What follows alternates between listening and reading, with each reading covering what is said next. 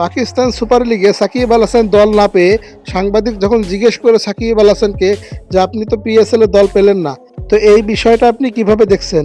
সাকিব আল হাসান বলেন, আমি এই জিনিসগুলো দেখিই না।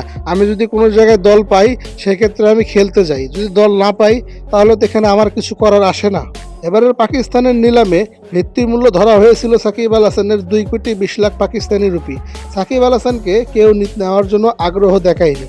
সাকিব আল হাসানের নাম যখন নিলামে আসে তখন সাকিবকে নেওয়ার জন্য কোনো দলই আগ্রহ দেখায়নি। দীর্ঘ সময় ধরে অলরাউন্ডার তালিকায় 1 নম্বরে থাকা সাকিব এখন অবহেলার শিকার হচ্ছেন জায়গায় জায়গায়। যে সাকিব একদিন সারা বিশ্ব ক্রিকেট মাতিয়েছে, সেই সাকিব যেন অবহেলার শিকার হচ্ছে সারা বিশ্ব ক্রিকেটে। এই সাকিব তো বাংলাদেশ ক্রিকেটেও বর্তমান অবহেলার শিকার। কথায় বলেন না, ঘরে সম্মান না পেলে বাইরে সম্মান পাওয়া যায় না, ঠিক সাকিব আল হাসানের ক্ষেত্রে যেন এটাই ঘটছে। পিএসএলে তিনি দল না পেয়ে যেমন হতাশ হয়েছেন, তেমনটাই তার কিছু করারও থাকে না। সাকিব আল হাসান পিএসএলে দল না পেলেও আক্ষেপের কিছু নেই। সাকিব আল হাসান খুব শীঘ্রই বাংলাদেশে ফিরবে বলে এটাই দর্শক সমর্থকদের আশা। সাকিব আল হাসান বাংলাদেশে ফিরবেন বীরের বেশে। সাকিব আল হাসান ফ্যানরা কমেন্টে সাড়া দিও।